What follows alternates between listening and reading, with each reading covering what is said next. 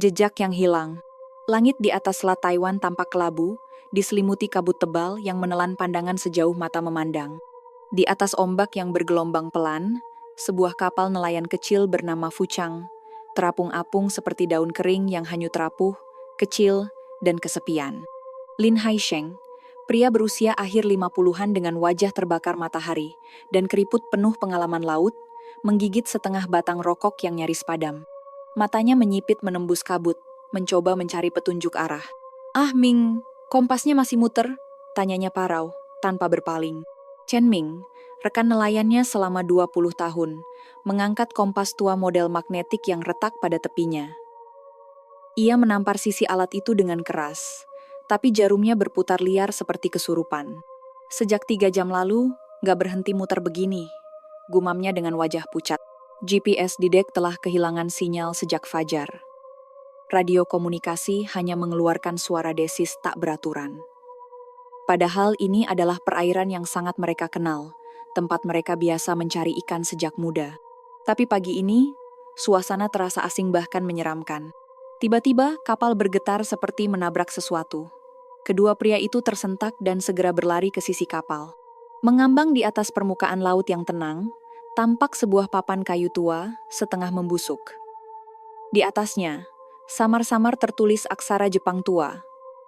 Tahun Showa ke-13, tahun 1938. Ini nggak masuk akal, bisik Haisheng menggigil. Ini wilayah Taiwan. Kenapa ada peninggalan zaman perang Jepang? Namun sebelum mereka sempat berpikir lebih jauh, kabut yang pekat mulai bergetar, dan dari balik abu-abunya muncul bayangan hitam besar, dan dia menakutkan. Bayangan itu perlahan menjadi jelas, sebuah kapal kargo tua, tubuhnya berkarat dan penuh bekas luka pertempuran. Di sisi lambungnya tertulis dalam huruf Jepang, Maruei Maru. Yang paling menyeramkan, kapal itu diselimuti cahaya hijau pucat, seperti fosfor yang menyala dari dalam air. Tidak ada satupun awak terlihat di dek, tapi langkah kaki Deng jelas, berat dan perlahan bergema di atas geladak kosong. "Haisheng, itu kapal hantu kan?" bisik Chen Ming, suaranya nyaris tidak terdengar. Haisheng menatap lekat ke arah lubang besar di sisi kapal, bekas tembakan torpedo. Air laut masuk dan keluar dari lubang itu dengan irama teratur, seperti makhluk hidup yang sedang bernapas. Radio mereka tiba-tiba mengeluarkan suara retak-retak.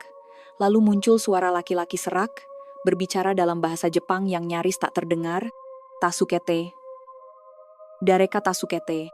Tolong. Seseorang tolong aku." Kapal kecil mereka mulai bergerak perlahan tapi pasti, seolah ditarik oleh kekuatan tak kasat mata ke arah kapal hantu itu. Tangga besi tua turun dari sisi kapal hantu itu dengan sendirinya, berderit seolah ada yang menariknya dari atas. Haisheng menggertakkan gigi dan mengambil senapan karat dari bawah dek. "Aku naik. Kau jaga kapal," katanya cepat. Setelah menjejakkan kaki di atas dek yang licin dan berkarat, dunia seakan berhenti. Angin pun lenyap. Suasana menjadi dingin, dan waktu seolah berubah. Di dinding kapal tergantung kalender usang, Maret 1944. Di lantai koridor tersebar koran-koran Jepang yang menguning. Salah satu judulnya mencolok, "Pertempuran Okinawa semakin mengerikan." Langkah kecil terdengar dari ujung lorong. Suara tawa anak-anak renyah. Tapi di tempat seperti ini, terasa mengerikan. Haisheng mengikuti suara itu. Ia mendorong sebuah pintu besi yang berkarat, dan di dalam, 20 lebih anak-anak duduk melingkar di lantai logam, mengenakan seragam sekolah Jepang dari era Showa. Di tengah lingkaran, duduk seorang pria berpakaian militer, wajahnya tak ada. Hanya bayangan hitam samar, seolah wajahnya telah dihapus dari dunia. Pria itu sedang bercerita dalam bahasa Jepang patah-patah, dengan suara seperti dari dunia lain. Seorang gadis kecil di tepi lingkaran menoleh padanya. Separuh wajahnya telah membusuk, tapi matanya bersinar seperti anak biasa. "Oji-san, ishoni asobimashou ka?" "Paman, main sama kami, yuk." Haisheng mundur dengan napas tersengal. Ia lari ke ruangan kapten, berharap bisa menemukan jawaban. Di atas meja kayu penuh debu, terbuka sebuah buku catatan lusuh. Tulisan tangan Jepang tertulis rapi. 17 Maret 1945. Hari ini kami mengangkut kiriman terakhir dari muatan spesial. Anak-anak menangis terus, jadi petugas medis menyuntikkan obat penenang. Aku tahu ini salah, tapi demi Kaisar. Pada 28 Maret 194, kapal kami diserang kapal selam Amerika. Sebuah torpedo menghantam gudang muatan. Aku dengar anak-anak menjerit. Lalu, muatan itu mulai mengeluarkan darah. Darah dari dalam kotak kayu. Kalimat terakhir tertulis miring, tintanya bercampur darah. Mereka datang, anak-anak itu keluar dari dalam gudang. Kapal bergetar hebat. Haisheng berlari kembali ke dek, dan pemandangan di depannya membuat jantungnya berhenti sejenak. Chen Ming sedang ditarik oleh banyak tangan kecil yang tembus pandang. Wajah-wajah anak-anak itu tersenyum, tapi dingin, kosong, dan menyayat. Haisheng, tolong! Jeritnya, sebelum tubuhnya mulai menghilang, menjadi transparan sedikit demi sedikit.